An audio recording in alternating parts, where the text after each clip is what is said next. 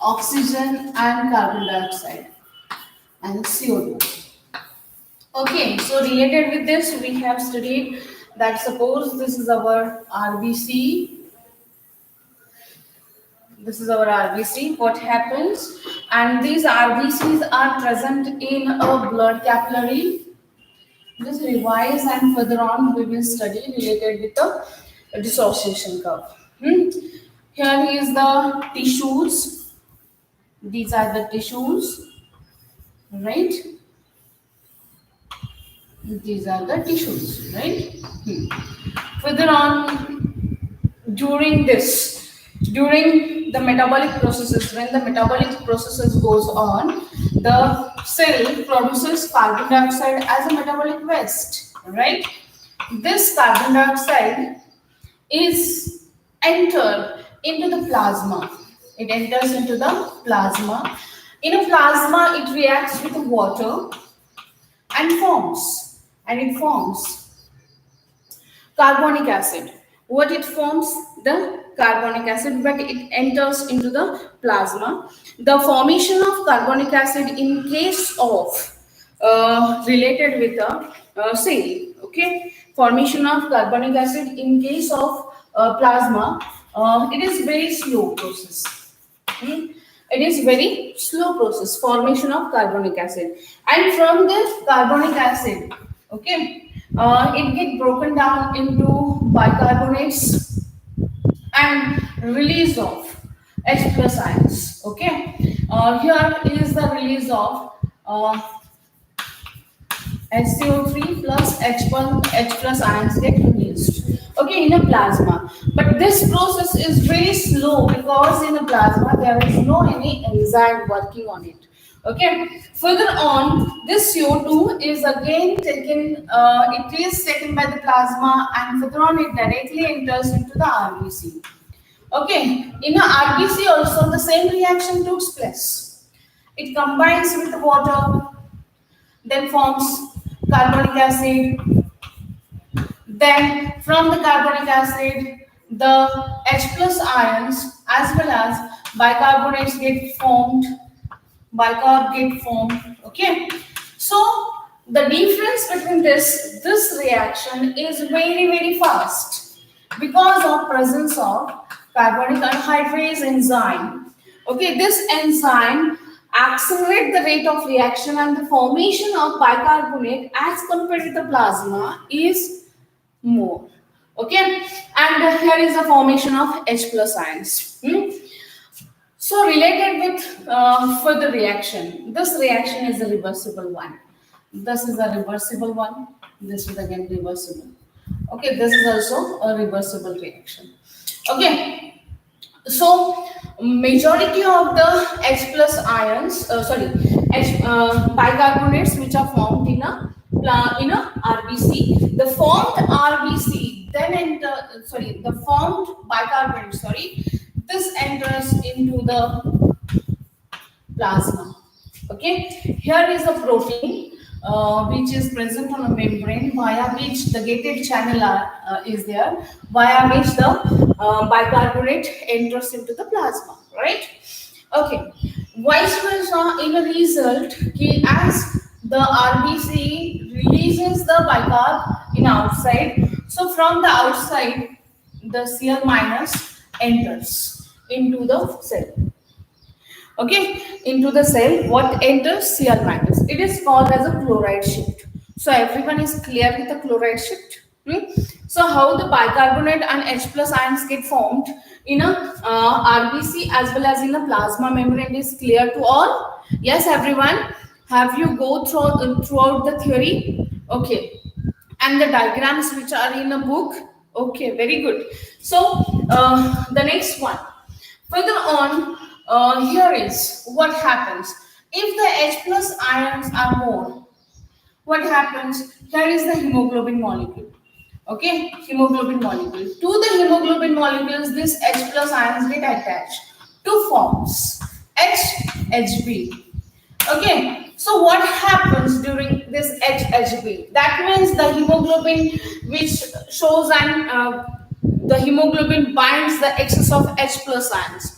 So this binding of H plus ions doesn't allow the oxygen molecule to bind with the hemoglobin. Okay, it doesn't allow the oxygen molecules to bind with the hemoglobin. So what happened, whatever the oxygen which is bind with this, okay, इसको जो भी oxygen molecule attach होगा, that oxygen get released by this hemoglobin and that oxygen is utilized by the cell. Okay, so this phenomena, the formation of HHB, is very, very important. Why this is important? Because of that, when the hemoglobin is coming, which is carrying oxygenated blood along with it, and in a RBC, when excess amount of H plus ions get formed, okay, when the excess amount of H plus ions get formed, then what happened? This excess amount of H plus ions bind with the hemoglobin, and because of that, whatever the oxygen carried by that hemoglobin get released. Okay, so उसको क्या KIA, unload KIA, यानी कि त्याला काढून टाकलं, त्याला टाकलं इथे, आणून सोडलं जिथे त्याचं डेस्टिनेशन आहे त्या ठिकाणी, जिथे त्याची रिक्वायरमेंट आहे त्या ठिकाणी काय झालं की तो ऑक्सिजन काय झाला की येऊन पोहोचलाय. Clear to all? ओके, मग आता इथे तो येऊन पोहोचला, तो युटिलाइज केला जातोय फर्दर ऑन, ही प्रोसेस इथे होतीये. म्हणजे ही जी काही प्रोसेस आहे की ही खूप महत्वाची प्रोसेस आहे की जिथे खास करून हिमोग्लोबिन बरोबर ऑक्सिजनला बाइंड होऊ दिलं जात नाही, आणि याला आपण म्हणतो काय, जनरेशन ऑफ बोर्स इफेक्ट. इथे काय जनरेट झाला, बोर्स इफेक्ट जनरेट झाला. म्हणजे इथे स्पेशली काय झालं की ज्या वेळेस ऑक्सिजन इथे रिलीज झाला त्यावेळेस हिमोग्लोबिन फ्री झालं, आणि हिमोग्लोबिन फ्री झालं म्हटल्यावरती काय, इथे तयार झालेला जो काही कार्बन डायऑक्साईड आहे, हा कार्बन डायऑक्साईड बाइंड कोणाशी होतोय, मग हिमोग्लोबिन बरोबर बाइंड होतोय. म्हणजे इथे बायकार्बोनेट पण फॉर्म झालं आणि कार्ब अमायनो हिमोग्लोबिन पण फॉर्म झालं. क्लिअर? ज्या वेळेस कार्ब अमायनो हिमोग्लोबिन फॉर्म होतोय म्हणजेच काय की CO2 चं काय झालं की concentration, partial pressure of CO2 increase होते. Okay, PpCO2, partial pressure of CO2 increases. याचाच अर्थ आता पक्क ध्यानात ठेवायचं, याचा अर्थ काय झाला की ज्या वेळेस पार्शियल प्रेशर ऑफ CO2 वाढतंय त्याचाच अर्थ काय झाला की इथे काय झालं, H प्लस आयन्सचं प्रमाण काय झालं, वाढलं. Here is increase in H plus ions. Clear झालं काय की ज्या वेळेस पार्शियल प्रेशर ऑफ CO2 वाढलं जातं, when it get increased, it directly increase the H plus ion concentration in RBC, right? ज्या वेळेस H plus ion concentration blood मध्ये वाढणार आहे त्यावेळेस pH हा काय होणार आहे, कमी होणार आहे. pH कमी होत आहे, एवढा फंडा लक्षात ठेवायचा. काय झालं, पार्शियल प्रेशर ऑफ CO2 वाढलं, H प्लस आयनचं प्रमाण वाढलं, त्याच्याने pH काय झालं, कमी झालं. आता ह्याच्या अँटागोनिस्टिक partial pressure of oxygen when increases, ते जेव्हा वाढतं त्यावेळेस काय होतंय, H प्लस आयनचं प्रमाण काय होतंय, कमी होतंय. येस, बिकॉज अर्लियर स्टेटमेंट माझं असं होतं मागील लेक्चर मध्ये, तुम्हाला आठवत असेल, when oxygen comes it kick out the H plus which is binded with the hemoglobin. किती किक करतं कोणाला आता H प्लस आयन्सला की आता तू निघून जा, आता त्याला काढून टाकलं जात आहे आणि मग ऑक्सिजन बाइंड होतो कोणाशी, yes yes, very good, haemoglobin बरोबर बाइंड होतो. म्हणजे सगळ्यांच्या लक्षात आलं की मग त्यामुळे काय झालं की इथे काय होतंय की pH हा काय होतोय, वाढला जातोय. आता हा बॉक्स मात्र नक्की करून ठेवायचा सगळ्यांनी किंवा डोक्यात ठेवायचा. का डोक्यात ठेवायचा, फर्दर प्रोसेस की जी आपल्याला फर्दर जो काही ग्राफ पाहायचा आहे तो, त्याच्यासाठी हे महत्वाचं. कसं ते लक्षात आलंय सगळ्यांच्या, पुन्हा एकदा पहा. ज्या वेळेस partial pressure of carbon dioxide वाढतंय, हे काय झालं, पार्शियल प्रेशर ऑफ CO2 जे काय आहे ते टिश्यू मध्ये कसं आहे, जास्त आहे, आणि ते जास्त आहे, CO2 चं प्रमाण जास्त असल्यामुळे काय झालं, जास्तीचं काय तयार झालं, इथे H प्लस आयन आणि इथे पण काय झालंय, H प्लस आयन तयार झाले. क्लिअर झालं? पार्शियल प्रेशर ऑफ CO2 वाढलं, काय वाढलं? H प्लस आयनचं प्रमाण वाढलं.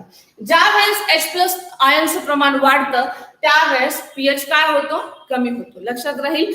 Haemoglobin acts as a buffer, right. मग आता त्यानंतर काय होतं? ज्यावेळेस पार्शियल प्रेशर ऑफ ऑक्सिजन वाढतं त्यावेळेस काय होतं? H प्लस आयनचं प्रमाण काय होतं? कमी होतं, कारण H प्लस आयनला काय करतं? हिमोग्लोबिन पासून ऑक्सिजन रिलीज करायला सांगतो.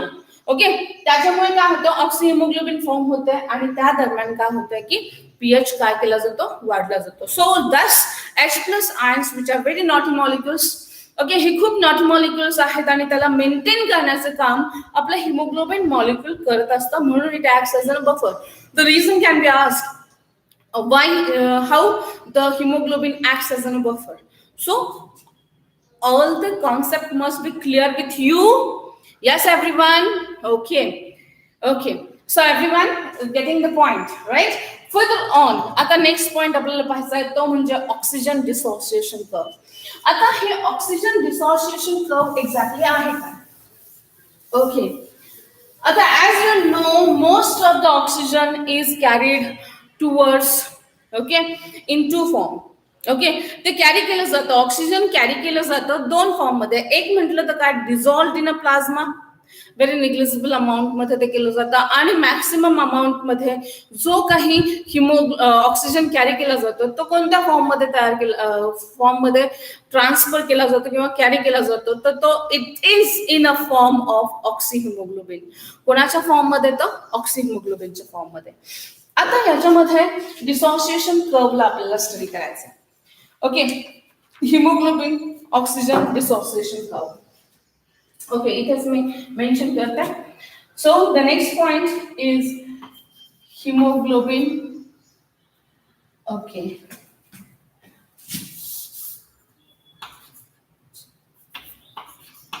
hemoglobin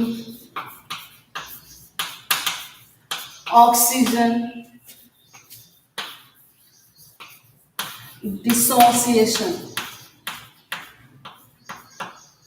oxygen dissociation curve. Okay, so everyone is clear, okay, with this hemoglobin oxygen dissociation curve. Other what this curve is, concept लक्षात घ्यायचं आणि मग पुढे जाऊयात. Okay, oxygen, the question of mind is towards you. Okay, so oxygen binds to which part of the hemoglobin? Yes everyone? Hemoglobin is a iron containing protein. I am giving you a clue. Yes, it is attached to, yes everyone, iron. That means Fe++. Okay, so loading कसं होतं ते पहा. म्हणजे इथे haemoglobin oxygen dissociation curve म्हणजे याचा अर्थ काय की पहिल्यांदा डिसोसिएशनचा अर्थ काय? सेपरेट आउट होणं. कोणापासून? तर हिमोग्लोबिन पासून ऑक्सिजनला सेपरेट करणं. HBO2, right.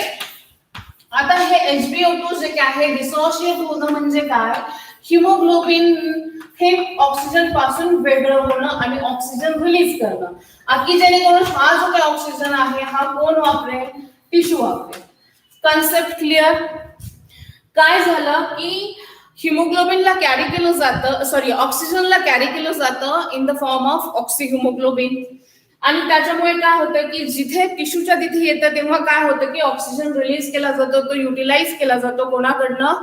टिश्यूकडनं. ओके, यानी की इथे काय झालं की लोडिंग झालं आणि इथे ऑक्सिजन रिलीज केलं म्हणजे त्याचं काय झालं? अनलोडिंग झालं. काय झालं? याचं अनलोडिंग झालं. आता नीट लक्षात घ्या की ऑक्सिजनचं लोडिंग कसं होतं. आता for example suppose this is I am drawing, this is our one Fe+. Okay, towards this the oxygen molecule goes and bind. First of all, here is our one oxygen molecule which get bind. But we have in our hemoglobin we have how many Fe+? Yes, there are. Yes everyone. Fe किती असतात? 4.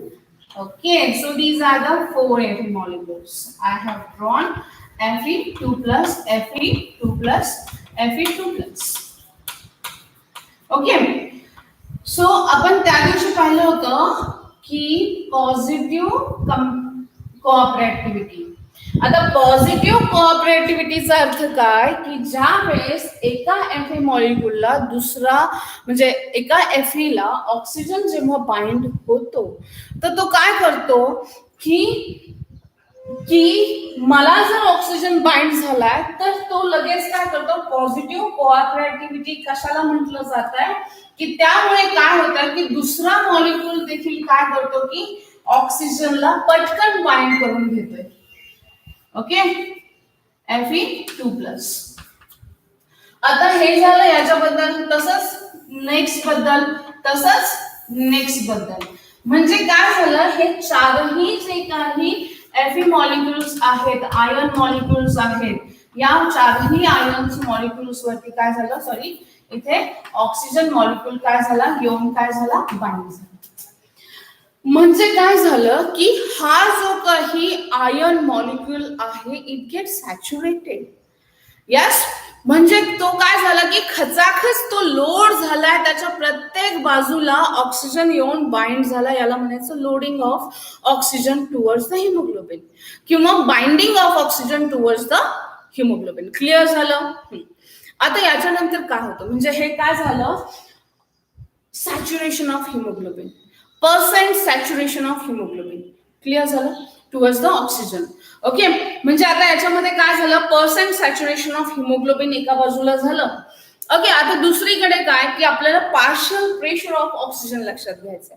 काय लक्षात घ्यायचंय partial pressure of oxygen in the arterial blood किती असेल त्याच्यानुसार. Okay. आता मी हा डिसॉसिएशन कर्व हे सगळ्यांना क्लिअर झालं. लोडिंगचा अर्थ लक्षात आला की आणि त्यालाच आपण काय म्हणतो सॅच्युरेशन. काय म्हणायचं percent saturation of hemoglobin molecule with the oxygen. Okay. So clear with the concept. Okay. आणि मग दुसरीकडे ऑन द अदर हँड आपण दुसरीकडे काय ड्रॉ करणार आहोत तर partial pressure of oxygen.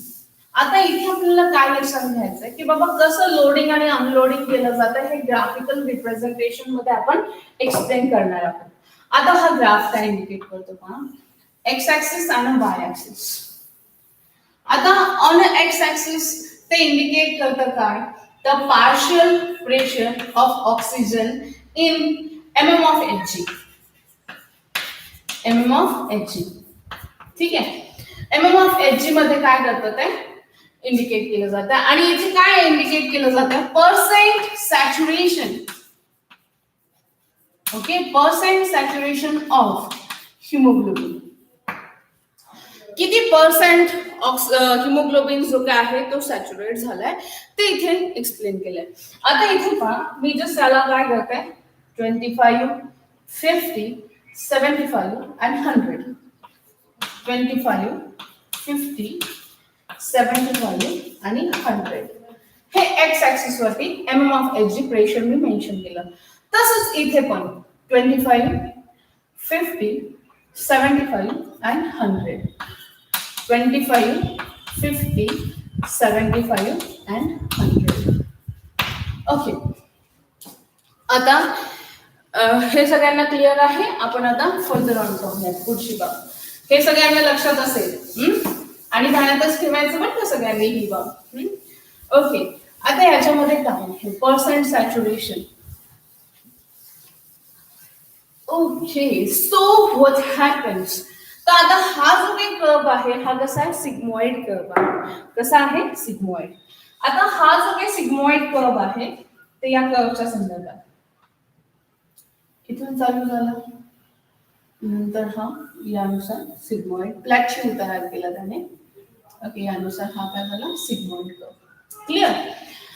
Okay. तर आता रिलेटेड विथ दिस आता इथे काय होतं फंडा काय आहे नीट लक्षात घ्या की ज्यावेळेस हिमोग्लोबिन हे ऑक्सिजनने खचाखच कुठे भरलं जाईल हिमोग्लोबिन ऑक्सिजनने खचाखच कोणत्या भागामध्ये भरलं जाईल अल्व्हिओलर रिजन मध्ये. ऑक्सिजनचं प्रमाण कसं असेल जास्त. म्हणजे हा जो काही इथे जे काय आहे तर एस्पेशली इन अ लंग्स मध्ये काय असणार आहे लोडिंग ऑफ ऑक्सिजन होणार आहे. काय होणार आहे, लोडिंग ऑफ ऑक्सिजन. क्लिअर झालं, सगळ्यांना कन्सेप्ट क्लिअर होते की बाबा जिथे ब्लड हे ऑक्सिजनेटेड होते ती जागा कोणती आहे. येस, पर्सेंट सॅच्युरेशन जास्त कुठे असेल, लंग्स मध्ये असणार आहे. क्लिअर झालं, कारण तिथेच ऑक्सिजन आपण काय केलंय, इनहेल केलेलं आहे. बरोबर. Okay, further on. मग आता इथे percent saturation of oxygen is more. बरोबर. आणि ते कमी कुठे होणार आहे, जिथे ऑक्सिजनला काय केलं जाणार आहे, दिलं जाणार आहे. मग partial pressure of oxygen reduce कुठे होईल, टिश्यू मध्ये, at the level of tissue. Tissue लेवलला काय होणार आहे, त्याचं प्रमाण कसं असणार आहे, कमी असेल. म्हणजे आता for example at the tissue level, मग अशा सारखीच आपली डायग्राम लक्षात घ्या. ऍट द टिश्यू लेवल, या टिश्यू लेवल मध्ये काय झालं की ऑक्सिजन सातत्यपूर्ण युटिलाइज केलं जाणार आहे. ऑक्सिजनचं काय केलं जाणार आहे, सारखं सारखं युटिलायझेशन होणार, म्हणजे त्याचं प्रमाण कसं असणार आहे, कमी असणार आहे. ओके, म्हणजे इथे जो काही ऑक्सिजन असेल त्याला काय केलं जातं, अनलोडिंग केलं जातं त्याचं. ओके, त्याला काय केलं जातंय, अनलोड केलं जातंय, एम्प्टी केलं जातंय, युटिलाइज केलं जातंय, म्हणून ते प्रमाण कसं आहे, कमी. आता लक्षात घ्या बरं कसं ते, आणि मग पुढे जाऊ आपण. आता याच्यामध्ये काय होतं का, आता पार्शियल प्रेशर ऑफ ऑक्सिजन किती आहे, 25. आता 25 पार्शियल प्रेशर जर असेल, एक्झाम्पल म्हणून आपण पाहतोय, तर या पार्शियल प्रेशर ऑफ ऑक्सिजन, तर इथे समवट 30 च्या आसपास काय झालं, त्याचं ऑक्सिजनचं सॅच्युरेशन झालं. येस. आता दुसरी बाब, समजा 75 च्या आसपास आपण पाहिलं, किंवा आपण 50 च्या आसपास पाहिलं, 50 च्या आसपास जर पाहिलं, तर ते जवळपास 75 च्या आसपास किंवा त्याच्या थोडस वरती 76 च्या और 77 च्या आसपास येते, किंवा 80 च्या आसपास, समजा 80 च्या आसपास आलं. ओके, मग आता लक्षात घ्या, इथे ऑक्सिजनचं सॅच्युरेशन कुठे जास्त असणार आहे, हा ग्राफ काय इंडिकेट करतो ते लक्षात घ्या. ओके, म्हणजे आता काय झालं की, आणि इथे नियर अबाउट सॅच्युरेशन मॅक्सिमम 97% ला काय असणार आहे, मॅक्सिमम असेल. म्हणजे for example 97-98% sorry partial pressure of oxygen हे जर समजा 98 च्या आसपास असेल, ओके, 97-98 च्या आसपास जेव्हा असेल, त्यावेळेस आपल्याला काय दिसणार आहे, 100% जवळपास काय झालं, saturation. Yes, getting the point or not. Okay, आता लक्षात घ्या, आता इथे जर आपण पाहिलं की 100% सॅच्युरेशन ऑफ हिमोग्लोबिन झालं, याचा अर्थ काय, समजा हे माझे काय आहेत, आयर्न कंटेनिंग मॉलिक्युल्स आहेत, आणि हे काय झाले, Fe2+, ऑब्विसली. ओके, आता हे आयर्न कंटेनिंग मॉलिक्युल्स आहेत, त्या प्रत्येकाला बाइंडिंग कसलं झालंय, तर O2 चं बाइंडिंग झालेलं आहे. हे काय दाखवतं, 100% सॅच्युरेशन. क्लिअर. आणि ही प्लॅट्यू आपल्याला कुठे मिळणार आहे, लंग्स मध्ये. कुठे मिळणार आहे, लंग्स मध्ये. क्लिअर झालं. म्हणजे ही स्टेट आपल्याला कुठे सापडेल, लंग्स मध्ये सापडेल. पण आता मग ज्या वेळेस ब्लडचा सप्लाय होतोय, ऑक्सिजनेटेड ब्लड, ओके, ते कुठे जात आहे, आपल्या टिश्यू पर्यंत. ओके, परत एकदा आपल्याला परत पहिल्या बाबीपासून पाहायला लागेल. ओके, मी काय एवढ्या डिटेल मध्ये जाणार नाही. अल्विओलाय आहे, अल्विओलायकडे काय आलंय, डिऑक्सिनेटेड ब्लड आलंय. ओके, डिऑक्सिनेटेड ब्लड हे कॅपिलरीच्या फॉर्म मध्ये इथे झालं. These are the capillaries. Okay, आता निम्म्यामधनं या ज्या काही कॅपिलरी आहेत त्या कशा बनल्या, ऑक्सिजनेटेड बनल्या. कशा बनल्या, ऑक्सिजनेटेड. Getting the point. त्या काय बनल्या, ऑक्सिजनेटेड बनल्या. बरोबर. आता एक्झॅक्टली होतंय काय की इथे ऑक्सिजनेटेड ब्लड जे काय आहे यानुसार आहे. पण जेव्हा मग आता हे जे काही ऑक्सिजनेटेड ब्लड आहे, ऑक्सिरिच ब्लड, म्हणजे तिथे पार्शियल प्रेशर ऑफ ऑक्सिजन हे कसं असेल, कंपॅरेटिव्हली जास्त असेल. हे कुठे जाणार आहे, टिश्यूकडे जाणार आहे. कुठे जाणार आहे, सेलकडे जाते, टिश्यूकडे जाते. बरोबर. म्हणजे काय झालं की यातील जो काही ऑक्सिजन आहे ही सेल काय करणार आहे, स्वतःसाठी युटिलाइज करणार आहे. बरोबर. 100% सॅच्युरेशन होतं. ऑक्सिजन कमी कमी कमी झाला, वापरला गेला, ऑक्सिजन वापरला गेला, तर काय झालं, पर्सेंट सॅच्युरेशन कसं झालं, यस, कमी झालं. ओके, पर्सेंट सॅच्युरेशन कमी झालं याचा अर्थ काय, की यावरती असलेलं ऑक्सिजनचं प्रमाण काय झालं, कमी झालं. याचा अर्थ काय, पार्शियल प्रेशर ऑफ ऑक्सिजन पण काय झालं, येस, कमी झालं. आलं का लक्षात. मग एवढ्या पार्शियल प्रेशर मध्ये एवढ्या इतक्या पार्शियल प्रेशर मध्ये इतकं काम म्हणजे इतकं डिलोड केला जातोय ऑक्सिजन, हा इंडिकेट करणारा कर्व म्हणजेच काय, हिमोग्लोबिन ऑक्सिजन डिसोसिएशन कर्व. याला काय म्हटलं जातं, haemoglobin oxygen dissociation curve. Clear झालं, यस. आणि हे कधी होतं, कधी होतं, ऑक्सिजनला ज्या वेळेस काय केलं जातं, बाहेर काढलं जातं. ही प्रोसेस आपण पाहिली. कधी होते, ज्या वेळेस H+ आयनचं प्रमाण कुठे जास्त झालं असतं, येस एव्हरीवन, कुठे जास्त झालेलं असतं, CO2 वापरला जातो ना, CO2 घेतला जातोय, त्यानंतर त्याच्यापासून बायकार्बोनेट तयार केले जातात आणि H+ आयन्स तयार केले जातात. म्हणजे ज्यावेळेस इथे पार्शियल प्रेशर ऑफ CO2 जे काय आहे ते वाढलं जातं, त्या दरम्यान काय होतं की H हिमोग्लोबिन तयार केलं जातं. H हिमोग्लोबिन तयार होणं म्हणजेच काय, आता ही रिकामी झालेली जागा, ही रिकामी झालेली जागा कशासाठी वापरली जाणार, नंतर CO2च्या बाइंडिंगसाठी वापरली जाणार आहे, बरोबर. ओके, आणि मग नंतर काय होतं, जसं हे सॅच्युरेशन कमी होणार तसं पार्शियल प्रेशर पण काय होणार, कमी होणार. Clear, that's it, that is related with the haemoglobin oxygen dissociation curve. Clear झालं, नक्की कन्सेप्ट क्लिअर. परत एकदा बघूयात. आता ऑक्सिजन डिसोसिएशन कर्व हा जो काय आहे, हा कर्व कशावरती डिपेंड आहे, तर डिसोसिएशन म्हणजे काय, ऑक्सिजनचं हिमोग्लोबिन पासून वेगळं होणं. म्हणजे याचा अर्थ काय, ऑक्सिजन हा बाइंडेड आहे कोणाशी, हिमोग्लोबिन बरोबर. म्हणजे कोणत्या फॉर्म मध्ये, येस, ऑक्सी हिमोग्लोबिनच्या फॉर्म मध्ये, बरोबर.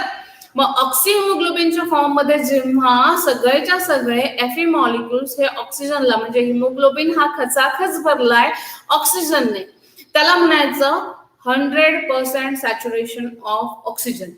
आणि हे 100% सॅच्युरेशनलाच आपण काय म्हटलं, loading of oxygen towards the haemoglobin. हिमोग्लोबिनने घेतलंय कोणाला, स्वतःकडे ऑक्सिजनला कॅरी करण्यासाठी, बरोबर. त्याला आपण म्हटलं लोडिंग. ओके, आता हे लोडिंग झालं, मॅक्सिमम लोडिंग ऑफ ऑक्सिजन कुठे होणार आहे, तर अल्व्हिओलर लेवलला होणार आहे, बरोबर. ओके, जिथे ब्लड कसं बनणार आहे, ऑक्सिजनेटेड किंवा ऑक्सी रिच ब्लड बनलं. ओके, मग आता हे ऑक्सी रिच ब्लड जे काय आहे ते वाहून नेलं जात आहे कुठे, तर टिश्यू पर्यंत. टिश्यू पर्यंत हिमोग्लोबिनने त्याला काय केलं, ऑक्सिजनला कॅरी केलं. ओके, मग इथे ऑक्सिजनचं पार्शियल प्रेशर ज्या वेळेस तो खचाखच हिमोग्लोबिनला बाइंड होतोय, त्यावेळेस त्याचं पार्शियल प्रेशर कसं असेल, हिमोग्लोबिनचं अल्व्हिओलर रिजन मध्ये कसं असेल, जास्त. ओके, ऑक्सिजनचं पार्शियल प्रेशर जास्त असेल त्यावेळेस आपण मगाशी पाहिलं होतं काय कमी असेल, H+ आयनचं प्रमाण कसं असेल, व्हेरी गुड. तो तुम्ही ब्लॉक लक्षात आहे तुमच्या. तर क्लिअर झालं. मग आता काय झालं की ऑक्सिजनला कॅरी केलं, ऑक्सिजन गेला कुठे, टिश्यू लेवल पर्यंत किंवा सेल्युलर लेवल पर्यंत. मग काय झालं, तिथे आपल्याला माहितीये की CO2चं पार्शियल प्रेशर जास्त आहे. फंडा क्लिअर. CO2चं पार्शियल प्रेशर कुठे जास्त आहे, टिश्यू लेवलला. ओके, टिश्यू लेवलला CO2चं प्रमाण जास्त, म्हणजे त्या लेवलला H+चं प्रमाण कसं असेल, जास्त असेल, बरोबर. मग ज्या वेळेस असं होतंय, H+चं प्रमाण वाढतंय आणि हिमोग्लोबिन त्या विसिनिटी मध्ये येत आहे, त्यावेळेस काय केलं जातं, अनलोडिंग करायला सुरुवात होते. कसली, ऑक्सिजनची. मग ऑक्सिजन रिलीज व्हायला सुरुवात होईल, तर दुसऱ्या बाजूने काय होईल, CO2 त्या अमायनो टर्मिनलला बाइंड व्हायला सुरुवात होईल हिमोग्लोबिनच्या. म्हणजे काय झालं, डिलोड केला ऑक्सिजन आणि हिमोग्लोबिन भरला कशाने, आता CO2 ने. बरोबर. आणि त्याचबरोबर त्याला बाइंड काय झालंय, एक्स्ट्राचे हे जे काही प्रोटॉन्स आहेत म्हणजे H+ मॉलिक्युल्स जे काय आहेत ते अटॅच झालेत. क्लिअर झालं सगळ्यांना? नक्की. ओके. मग आता जसं काय होतं की ऑक्सिजन कमी कमी होणार आहे, ऑक्सिजनचं सॅच्युरेशन कसं झालं, कमी झालं.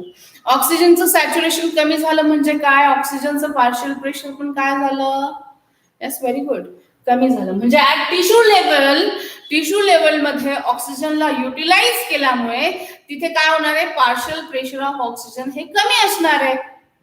बरोबर. ते कसं असेल, कमी असणार आहे. तर आणि त्याच्या कम्पॅरेटिव्हली इथे जर पाहिलं तर पर्सेंट सॅच्युरेशन ऑफ हिमोग्लोबिन पण काय होणार आहे, कमी होणार आहे. That's it. आता याच्यामध्ये आपल्याला the curve shift towards right and shift towards left कधी होतं ते पाहायचं. फंडा जर क्लिअर असेल तर आपण पुढे जाऊयात का? Yes everyone. ओके ठीक आहे, आपण जाऊयात पुढे. समजतंय असं कन्सिडर करते आणि पुढे जाते, चालतंय ना?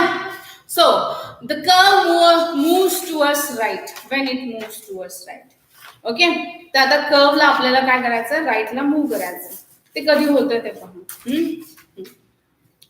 तर आता त्यावरती इम्पॅक्ट करणाऱ्या बाबी असतात, तो म्हणजे pH आणि ती बाब.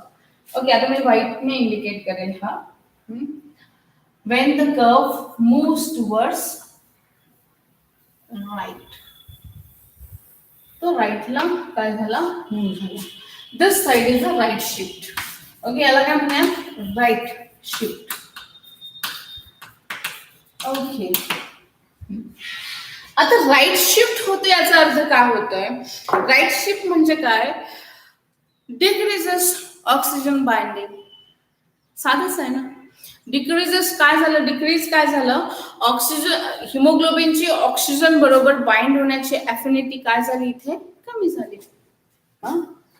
ऑक्सिजन बरोबर बाइंड होण्याची अफिनिटी इथे कशी झाली, यस कम्पॅरेटिव्हली पहिल्या चार्टच्या कशी दिसते आपल्याला, कमी झाली. Shift towards right. ओके. आता शिफ्ट टुवर्ड्स राईट होतं त्या दरम्यान काय होतं, when this curve shift towards right, याचा अर्थ काय, ऑक्सिजन कमी बाइंड होतं.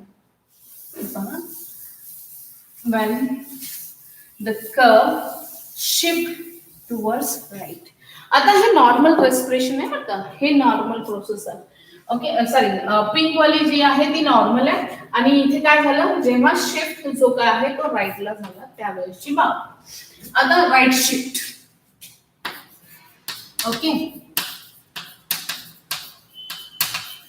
राईट आणि लेफ्ट शिफ्ट असे दोन शिफ्ट होणार आहेत ऑफ दिस हिमोग्लोबिन ऑक्सिजन डिसऑक्सिडेशन कर्व. हे कधी होतं, तर ज्या वेळेस काय झालं की हिमोग्लोबिनची ऑक्सिजन बरोबरची बाइंडिंग अफिनिटी कमी होते. Less binding affinity of haemoglobin with oxygen. इथे काय झालं, less oxygen binding affinity, oxygen binding affinity of haemoglobin. हिमोग्लोबिनची कमी झाली बाइंडिंग अफिनिटी. ओके. कोणाबरोबरचं, ऑक्सिजन बरोबर. बरोबर. म्हणजे इथे पर्सेंट सॅच्युरेशन फॉल झालं की नाही, येस पर्सेंट सॅच्युरेशन पहिल्यापेक्षा कसं झालं, कमी झालं. ओके. मग ज्या अर्थे आता सगळ्यांना त्यामागील कारण माहित असतील, ज्या वेळेस ऑक्सिजन कमी बाइंड होतो याचा अर्थ काय झाला, ऑक्सिजन जर कमी बाइंड झाला याचाच उलट अर्थ काय झाला की CO2 चं प्रमाण वाढलंय. येस. कोणाबरोबर बाइंड होण्याचं, हिमोग्लोबिन बरोबर. क्लिअर. ज्या अर्थे पर्सेंट सॅच्युरेशन ऑफ ऑक्सिजन कमी झालं त्याचा अर्थ कोणाचं प्रमाण वाढलं, CO2 चं प्रमाण वाढलं. ज्या वेळेस CO2 चं प्रमाण वाढतं, मगाशी आपण पाहिलं CO2 चं प्रमाण वाढलं, अजून कसलं प्रमाण वाढलं, मग H+ आयनचं प्रमाण पण काय झालं, वाढलं. ज्या वेळेस H+ आयनचं प्रमाण वाढलं त्यावेळेस pH चं काय कंडिशन झाली, येस pH काय झाला, कमी झाला. ओके. आता त्यानंतर द अनदर वन की या दरम्यानच्या कालावधीमध्ये CO2 चं प्रमाण वाढलं, त्या दरम्यान H प्लस आयनचं प्रमाण वाढलं, त्यानंतर पीएच कमी झाला, याच दरम्यानच्या कालावधीमध्ये टेम्परेचर काय होतं, वाढतं. लक्षात घ्या काय काय गोष्टी वाढल्या. ऑक्सिजनचं बाइंडिंग कमी झाल्यामुळे CO2 चं प्रमाण वाढलं. ऍज यू नो CO2 चं प्रमाण वाढलं त्याचा अर्थ काय झाला, H प्लस चं प्रमाण काय झालं, वाढलं. त्यामुळे काय झालं, पीएच कसा झाला, कमी झाला आणि टेम्परेचर काय झालं, वाढलं. ओके, कन्सेप्ट क्लिअर झालं. त्याचबरोबर इन्क्रीज डीपीजी और बीपीजी. ओके, यामध्ये काय होतं, इन्क्रीज होतं डीपीजी और याला काही ठिकाणी बीपीजी असं म्हटलं देखील जातं. ह्याचं प्रमाण वाढलं. आता हे जे काय आहे हे ग्लायकोलिसिस प्रोसेसच्या संदर्भातील बाब आहे. ओके, कोणत्या प्रोसेसमध्ये, ग्लायकोलिसिसच्या दरम्यानची बाब आहे. ओके, की हे केस कधी होणार आहे की ऑक्सिजनचा वापर मॅक्सिमम केला जाणार आहे आणि CO2 चं प्रमाण बॉडीमध्ये वाढलं जाणार आहे. ज्यावेळेस आपल्या विगरस ऍक्टिव्हिटी होणार आहे त्या दरम्यान आपण ऑक्सिजनला काय करतो, जास्त युटिलाइज करतो. जास्त म्हणजे त्याचं प्रमाण आपल्या सेलमध्ये कसं होणार आहे, कमी होणार आहे. बॉडीमध्ये कसं होते, बाइंडिंग अफिनिटी हिमोग्लोबिन बरोबरची काय होणार आहे, कमी होणार आहे. म्हणजे तो डिलोड केला जाणार आहे. ओके, डिलोड केला गेला. त्या दरम्यान पुन्हा एकदा पहा काय टर्म्स आहेत. राईटला शिफ्ट होतो याचा अर्थ, हा कर्व राईटला शिफ्ट होतो म्हणजे काय की याच्यामध्ये हे जे काही पर्सेंट सॅच्युरेशन होतं म्हणजे ऑक्सिजनचं हिमोग्लोबिन बरोबरचं बाइंडिंगची अफिनिटी जी काय होती ती कशी झाली, कमी झाली. ज्या अर्थेस हिमोग्लोबिनला ऑक्सिजन कमी बाइंड होतो याचाच अर्थ काय झाला की तिथे CO2 चं प्रमाण काय झालं, वाढलं. ज्यावेळेस CO2 वाढतं त्यावेळेस H प्लस आयन वाढतं. आता ह्याचं परत जायचं का बायोकेमिस्ट्रीकडे, त्याच्या काही आवश्यकता नाही ना. Okay, CO2 binds with water to form carbonic acid. Carbonic ऍसिडचं नंतर ब्रेकडाऊन केलं बायकार्बोनेट आणि H प्लस आयन्स तयार झाले. म्हणजे ज्यावेळेस CO2 चं प्रमाण वाढतं त्यावेळेस H प्लस आयनचं प्रमाण काय झालं, वाढलं.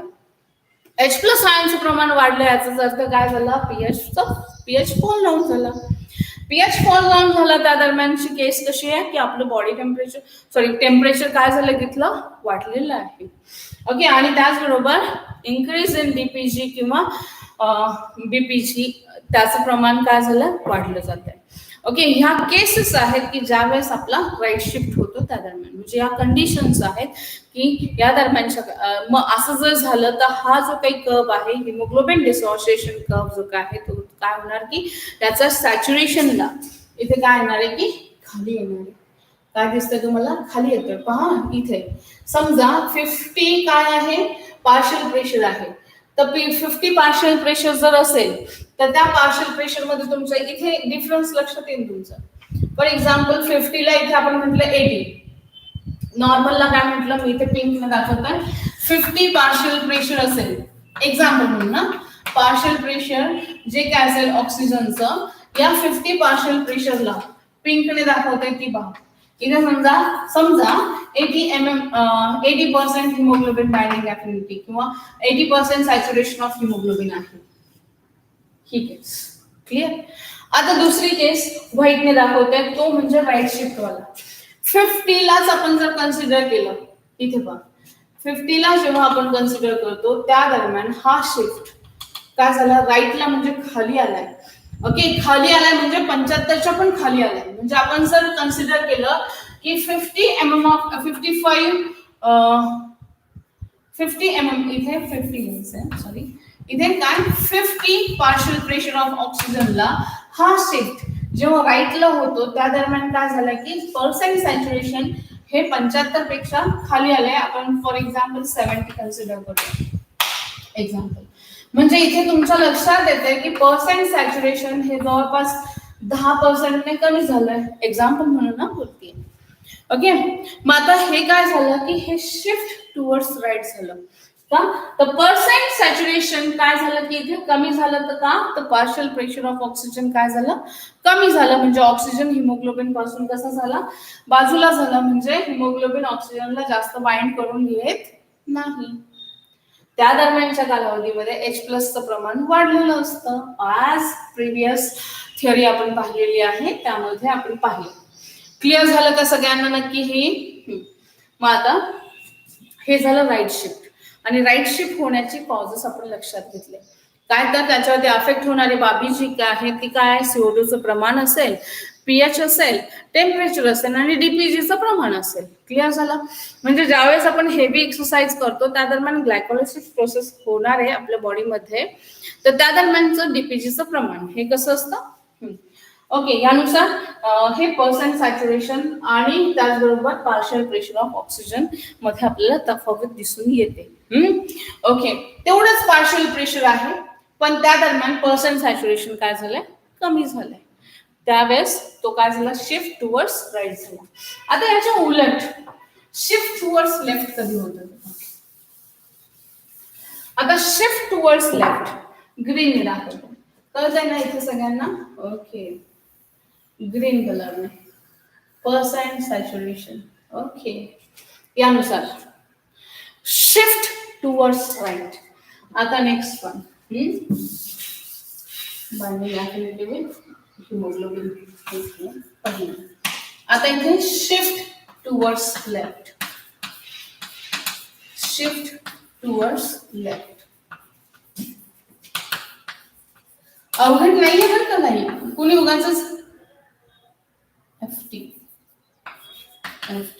ओके ओके, कधी होणार आहे म्हणजे लेफ्ट शिफ्ट कधी होणार आहे? ओके, मग आता लेफ्ट शिफ्ट होण्याचं कारण काय असेल, तर याच्यामध्ये उलट असणार आहे. इथे उलट असणार आहे. काय होणार आहे लेफ्ट शिफ्ट म्हणजे काय, higher oxygen binding affinity with haemoglobin. Yes, इथे काय झालं, high oxygen binding affinity, binding affinity of oxygen. Oxygen ची high sorry to sorry of haemoglobin sorry high oxygen binding affinity of haemoglobin. Okay, त्याच्याने काय झालं, yes याच्या उलट त्याच्याने काय झालं, मग इथे CO2 चं प्रमाण झालं कमी. CO2 चं प्रमाण कमी याचा अर्थ काय, H+ चं प्रमाण कसं झालं, कमी. त्याच्याने काय झालं, पीएच काय झाला आपला, पीएच वाढला. पीएच वाढला आणि त्याचबरोबर टेम्परेचर झालं कमी. ओके, टेम्परेचर काय झालं, कमी झालं. टेम्परेचर कमी झालं आणि त्याचबरोबर डीपीजीचं प्रमाण पण काय झालं, कमी झालं. सोपं आहे, एक बाजू किंवा डीपीजी. क्लिअर, एक बाजू लक्षात येते. ओके, तर ही जी काय बाब आहे लेफ्ट टुवर्ड्स म्हणजे शिफ्ट टुवर्ड्स लेफ्ट. ओके, म्हणजे हिमोग्लोबिन ऑक्सिजन डिसोसिएशन कर्व जेव्हा राईटला वाढतो याचा अर्थ काय झाला, याचा अर्थ काय होतोय की बाबा इथे ऑक्सिजनची हिमोग्लोबिन बरोबर बाइंडिंग एफिनिटी काय झाली, वाढली. ज्या वेळेस हिमोग्लोबिन ऑक्सिजन बरोबर जास्त बाइंड आहे याचाच अर्थ काय, CO2 चं प्रमाण तिथे कसं आहे, कमी आहे. ज्यावेळेस CO2 चं प्रमाण कमी त्यावेळेस H+ चं प्रमाण पण कसं असेल, येस कमी असेल. H+ चं प्रमाण कमी त्यावेळेस पीएच कसा असेल आपला, हाय असेल. आणि टेम्परेचर कसं असेल, कमी असेल. आणि डीपीजीचं प्रमाण पण कसं असेल, कमी असेल. एक्झाम्पल परत आपण घेऊ की ऍट द पार्शियल प्रेशर 50 ला काय झालं, बरोबर. पर्सेंट सॅच्युरेशन कसं वाढलं. आता हा शिफ्ट टुवर्ड्स राईट. आता डिफरन्स नीट लक्षात घ्या, इथून ते इथपर्यंतचा डिफरन्स आहे. आता पहा एक्झाम्पल म्हणून माझ्याकडनं थोडंसं ग्राफिकल रिप्रेझेंटेशन, तफावत दिसतीये, फार दिसतीये, पण आता फॉर एक्झाम्पल की या पद्धतीने ड्रॉ करते. फारच हे झालं प्लॅटिफारस, ठीक आहे. आता फॉर एक्झाम्पल इथे 50 ला जर तुम्ही पाहिलं तर इथे या पॉइंटला काय झालं की आलं. म्हणजे समजा समजायचंय बरं का, समजून घ्या फक्त, नाहीतर तुम्ही म्हणाल की असं आहे का, नाही. कन्सिडरेशन सांगते तफावत लक्षात येण्यासाठी. नॉर्मल पेक्षा पर्सेंट सॅच्युरेशन वाढलं म्हणजे ऑक्सिजनचं प्रमाण काय झालं, वाढलं. ओके, ज्या वेळेस ऑक्सिजनचं इथे प्रमाण वाढलं त्यावेळेस इथे बाइंडिंग एफिनिटी पण काय झाली, वाढली. म्हणजे एवढी तफावत आपल्याला दिसून आली ज्या वेळेस हे जे काही प्रमाण आहे म्हणजे ऑक्सिजन बाइंड साईटला कधी झाला, एस्पेशली टुवर्ड्स राईट, ज्यावेळेस CO2 चा बाइंडिंग अफिनिटी कशी झाली आहे, कमी झाली आहे. राईटला शिफ्ट सॉरी ऑक्सिजनची बाइंडिंग अफिनिटी सॉरी काय तर राईट साइडला शिफ्ट कधी झालाय तर एक्झॅक्टली ऑक्सिजनची बाइंडिंग अफिनिटी हिमोग्लोबिन बरोबर कमी झाली त्यावेळेस, आणि लेफ्टला शिफ्ट कधी झालाय तर ऑक्सिजनची बाइंडिंग अफिनिटी वाढली त्यावेळेस. ह्या टर्म्स नीट लक्षात घ्या. आता याच्यामध्ये आता एक्झॅक्टली तुम्ही जर पाहिलं तर राईटला जेव्हा होतंय तर त्या दरम्यान काय झालंय की डिलोड केला जातोय, तो डिलोड केला गेला, आणि इथे जेव्हा झालं तेव्हा त्याचं काय झालं, लोडिंग ऑफ ऑक्सिजन झालं. ओके, लोडिंग ऑफ ऑक्सिजन झालंय. ओके, आता फोर्सफुल इन्स्पिरेशन जेव्हा आपण करतो त्या दरम्यान मॅक्सिमम ऑक्सिजन आपण आतमध्ये घेण्याचा प्रयत्न करतोय, बरोबर. ज्यावेळेस मॅक्सिमम ऑक्सिजन आपण आतमध्ये घेतोय म्हणजे काय होणार की त्या दरम्यान ऑक्सिजन हा जास्त बाइंड होणार आहे, त्या दरम्यान शिफ्ट कुठे होणार आहे, शिफ्ट टुवर्ड्स लेफ्ट होणार आहे. एक्सलेशनच्या दरम्यान काय होणार की एक्झॅक्टली CO2चं प्रमाण वाढलेलं असणार आहे. ओके, क्लिअर झालं. तर यानुसार हे जे काही कन्सेप्ट आहे की related with the haemoglobin oxygen dissociation curve, पुन्हा एकदा ग्लान्स टाकूया.